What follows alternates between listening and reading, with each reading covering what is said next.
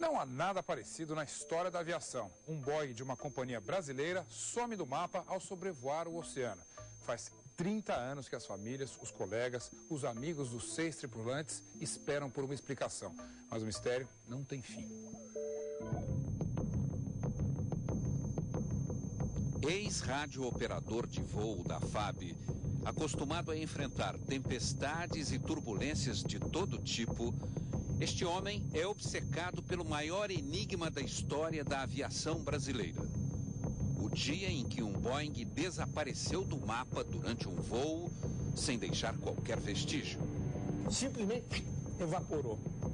O avião brasileiro sumiu ao sobrevoar o Oceano Pacífico. Nunca houve nada parecido na era dos aviões a jato. Como é possível? Basta que ele tenha caído com peças, com fragmentos, ou muito íntegro, ou com fragmentos muito grandes, e que você tenha uma área com grande profundidade e com um relevo submarino muito acidentado. Então o avião vai cair, vai sofrer a deformação no afundamento e vai se alojar em algum vale e a gente nunca mais vai saber dele. O avião, cargueiro da Varig prefixo PPVLU, levantou o voo do aeroporto de Narita, em Tóquio, no Japão, às 8h23 da noite, no dia 30 de janeiro de 1979. Destino final, Rio de Janeiro, com uma escala nos Estados Unidos. 22 minutos depois de decolar, o comandante fez o primeiro contato com a torre de controle. Não havia qualquer problema a bordo. O segundo contato, previsto para as 9h23, não chegou a ser feito. Silêncio total. As famílias dos 6 tripulantes esperam até hoje por uma notícia conclusiva. É duro, né? Você perder um parente assim, num acidente como aquele e não ter vestígio nenhum. E eu notei isso agora, como isso ainda está gravado em nós. O comandante era um piloto experiente. Aos 54 anos, Gilberto Araújo da Silva já tinha 23 mil horas de voo. Que era um dos maiores pilotos que a Varig tinha.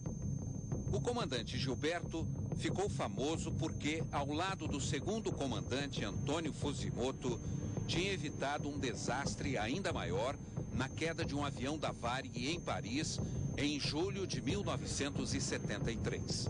Se não fosse a perícia da dupla, o avião poderia ter caído sobre casas nos arredores de Paris. De volta ao Brasil, depois de escapar por milagre do desastre em Paris, o comandante Gilberto fez uma confidência ao amigo Oswaldo. Quando ele voltou, ele me chamou só para me explicar. Ele não quis que ninguém mais soubesse. O comandante disse que os arranhões que apareceram nas lentes dos óculos que usava a bordo do avião que caiu em Paris pareciam formar um número. O ex-rádio-operador, que na época era delegado da Polícia Civil de São Paulo, pediu então que o Departamento de Criminalística fizesse uma ampliação dos arranhões da lente. Eis o resultado. Parece o número 7. O 7 apareceu na vida dele e ele ficou impressionadíssimo. Mas, Oswaldo, eu não entendo. Que 7? Por que 7? Religioso, o rádio-operador disse ao comandante que o número 7 estava no Gênesis e no Apocalipse, o primeiro e o último livro da Bíblia. Então eu falei, a Bíblia fala o seguinte, li Gênesis para ele. Deus descansou no 7º dia. Agora veja o que diz o Apocalipse. Vi no meio do trono um cordeiro como que tinha sido morto.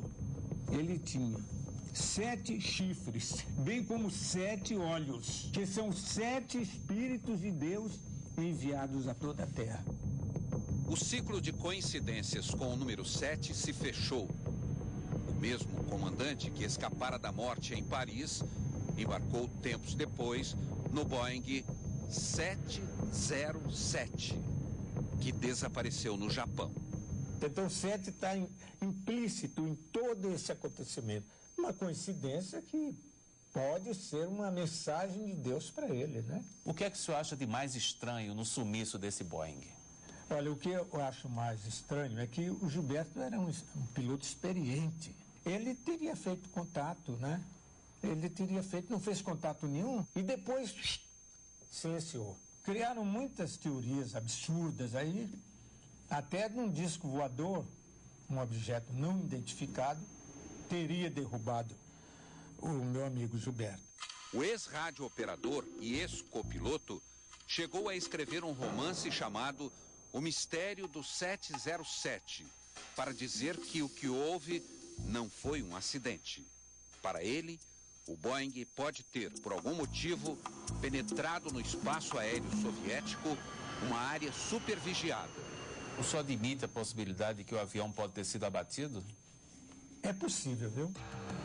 Um ex-colega do comandante Gilberto, que não quis gravar a entrevista, aposta. O que aconteceu foi uma despressurização da cabine. A tripulação perdeu os sentidos. O avião teria voado no piloto automático até cair em alto mar, em um ponto que jamais foi localizado.